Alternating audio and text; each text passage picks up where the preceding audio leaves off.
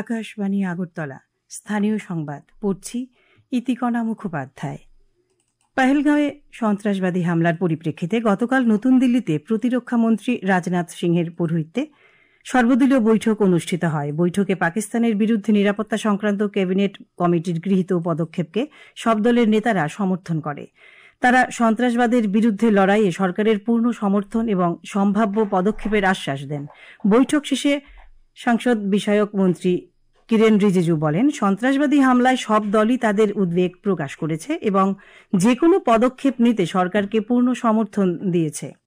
All party meetings, and to show solidarity, I am happy to inform you that all parties have expressed their solidarity and also made an appeal that the entire country must stand united in this hour of grief where 27 precious lives were lost.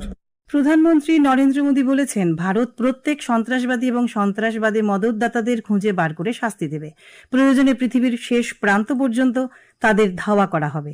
জাতীয় পঞ্চায়েতি রাজ দিবসে বিহারের মধুবনী জেলায় এক অনুষ্ঠানে যোগ দিয়ে তিনি বলেন, ন্যায় বিচার সুনিশ্চিত করার লক্ষ্যে সম্ভাব্য সব রকম পদক্ষেপ গ্রহণ করা হবে এবং সারা দেশ এই অঙ্গীকারে সংকল্পবদ্ধ। প্রধানমন্ত্রী বলেন, দেশের চেতনা ও মূল্যবোধ সন্ত্রাসবাদ দিয়ে ভেঙে ফেলা যাবে না। যারা মানবতায় বিশ্বাসী তারা ভারতের পাশে রয়েছে বলেও তিনি জানান।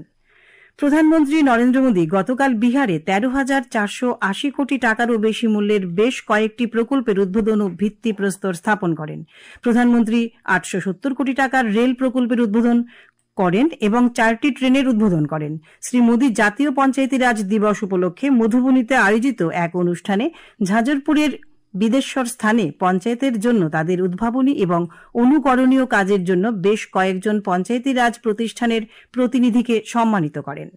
জাতীয় পঞ্চায়েতি রাজ দিবস উপলক্ষে গতকাল উত্তর জোলাইবাড়ি ও দক্ষিণ জোলাইবাড়ি গ্রাম পঞ্চায়েতের উদ্যোগে জোলাইবাড়ি কমিউনিটি হলে এক আলোচনা সভা অনুষ্ঠিত হয়। সভার সূচনা করেন দক্ষিণ জেলা পরিষদের সদস্য শম্ভু মানিক। প্রাক্তন কেন্দ্রীয় প্রতিমন্ত্রী প্রতিমা ভৌমিক গতকাল সন্ধ্যায় তথ্য সংস্কৃতি দপ্তরের উদ্যোগে আয়োজিত বিশালগড় নিউ মার্কেটে 6 দিন ব্যাপী ঐতিহ্যবাহী বৈশাখী মেলার উদ্বোধন করেছেন। অনুষ্ঠানের শুরুতেই পেহেলগাঁওয়ে সন্ত্রাসবাদীদের হামলায় নিহতদের প্রতি শ্রদ্ধা জানিয়ে 1 মিনিট নীরবতা পালন করা হয়। দক্ষিণ জেলার জেলাশাসক মোহাম্মদ সাজ্জাদ পি গতকাল বিলুনিয়া সার্কিট হাউসে জেলার সাংবাদিকের সঙ্গে মত বিনিময় সভা করেন। সভায় সাংবাদিকরা বিলুনিয়া মহকুমার বিভিন্ন সমস্যাগুলি তুলে ধরার পর জেলাশাসক সমস্যা নিরসনে প্রশাসনিক উদ্যোগ নেবেন বলে সাংবাদিকদের আশ্বস্ত করেন। প্রধানমন্ত্রী আবাস যোজনা গ্রামীণ প্রকল্পে গত অর্থ বছরে খোয়াই জেলার বিভিন্ন ব্লক এলাকায় বসবাসকারী 11,135টি সুবিধাভোগী পরিবারকে পাকা ঘর নির্মাণ করে দেওয়া হয়েছে। এই যোজনায় প্রতিটি পাকা ঘর নির্মাণে 1,30,000 টাকা করে বরাদ্দ রয়েছে।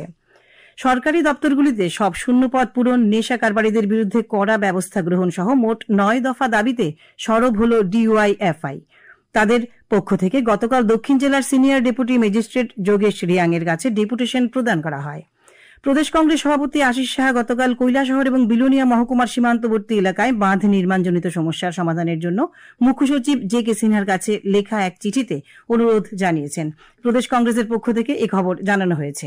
কৈলাসহর সার্কিট হাউসে গতকাল ঊনকোটি জেলা প্রশাসনের উদ্যোগে এক মেগা রক্তদান শিবির অনুষ্ঠিত হয়। শিবির উদ্বোধন করেন ঊনকোটি জেলা পরিষদের সভাধিপতি অমলেন্দু দাস। শিবিরে মোট 45 জন স্বেচ্ছায় রক্তদান করেন। আজ আকাশ সাধারণত পরিষ্কার থাকবে, কিছু কিছু স্থানে বজ্রবিদ্যুৎ সহ বৃষ্টিপাতের সম্ভাবনা রয়েছে। আজ ভোরে সর্বনিম্ন তাপমাত্রা ছিল 27.8 ডিগ্রি সেলসিয়াস। এখনকার মতো স্থানীয় সংবাদ এখানেই শেষ হলো। পরবর্তী বাংলা স্থানীয় সংবাদ প্রচারিত হবে আজ সন্ধ্যে 7:55 মিনিট।